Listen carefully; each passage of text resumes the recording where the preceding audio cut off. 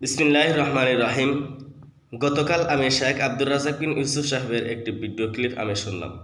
তিনি বলতেছেন ফজরের নামাজের পরে সূরা হাশরের শেষ 3 আয়াত পড়া বিদাত।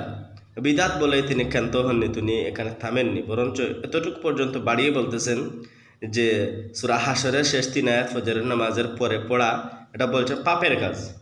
আমি এই হাদিসের জোড়া তাদের সম্পর্কে আমি না বলে আমি প্রথমত শায়েখের কাছে একটি প্রশ্ন করব, অথবা শায়েখ গরনার যারা আছেন, শায়েখের ছেলে আবদুল্লাহ, ব্রাদার রাহুল, ব্রাদার সেরাদা, যতজন আছে সবার কাছে আমি একটি প্রশ্ন রাখবো যে আপনারা বলেন যে সূরা হাশরের শেষ 3 আয়াত এটা কি পবিত্র কোরআনের কালাম, পবিত্র কোরআনের কথা, পবিত্র কোরআনের আয়াত, নাকি দিহানিকা, রামায়ণ, মহাচন্দ্র, মহাভারত এই সমস্ত কোনো বানানো ধর্মগ্রন্থের কোনো কথা?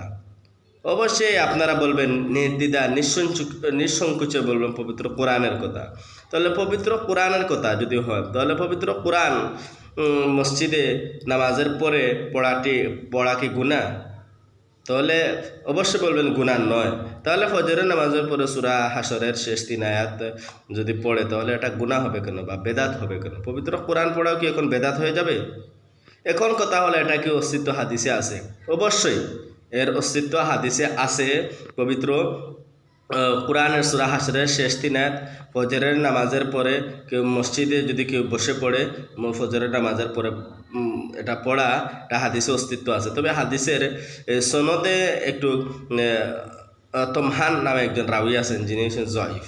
তাহলে জয়ীফ হাদিস এটা তো আমরা কোনো আকিদার কোনো সংক্রান্ত এটা কোনো বিষয় না, বা এটা দ্বারা তো আমরা কোনো কাতঈ এটা আকিদা আমরা সাবিত করছি না। এটা তো ফজিলতান তো জয়ীফ হাদিসে বর্ণনা করা যায়, তাহলে জায়েজত আছে। সবাই শেখ আব্দুল হক আবুগুদ্দাও তো বলেছেন। এটা তো আপনি ইমাম ইবনে তাইমিয়ার এই মাজমুল ফাতাওয়া দেখলে তো পান, ইবনুল কাইয়িম জাওজিয়ার কিতাব দেখলে তো আপনারা পান। তাহলে তো এ সমস্যা কি? সূরা হাশরের শেষ 3 আয়াত পড়া একটা সমস্যা কি?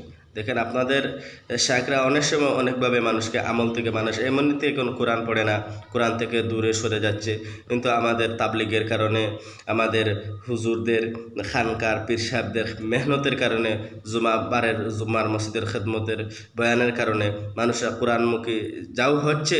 এখন আপনি বেদাত বলে আপনি মানুষকে কোরআন থেকে সরিয়ে দিচ্ছেন, এরকম ফতোয়া আদৌ দেওয়া ঠিক নয়।